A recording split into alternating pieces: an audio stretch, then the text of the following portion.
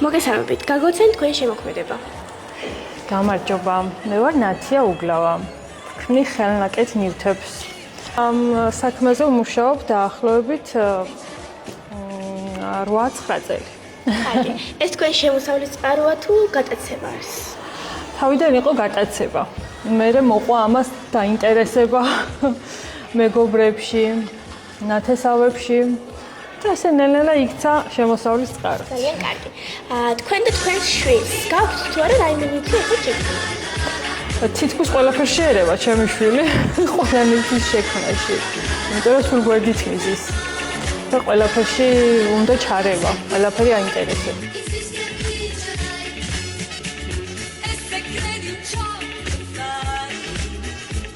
გაგვეცან და გაგვაცანით თქვენი შემოქმედება. გამარჯობათ, მე ვარ სოფო აბესაძე.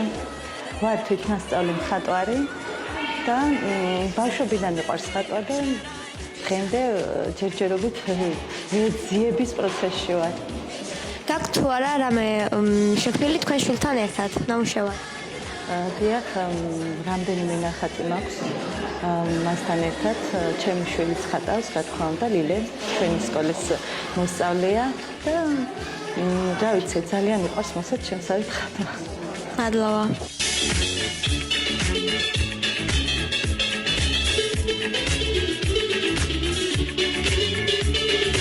რა საქმეში დაიწყეთ ხელოვნება და როდის იყავით დაინტერესებული?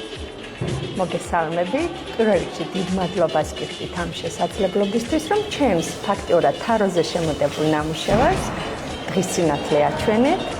მომეცით საშუალება, რომ ენახა ფართო აუდიტორიას, ამისთვის ძალიან დიდი მადლობა სკოლას და თითოეულ თქვენგანს.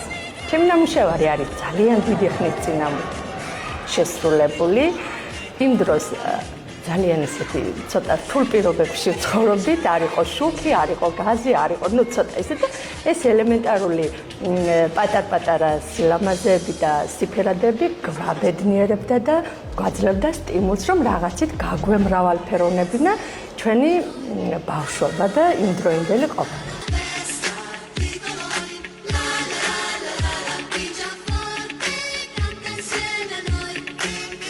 მოგესალმებით, გაგვეცანით და გაგვეცანით თქვენი შემოქმედება.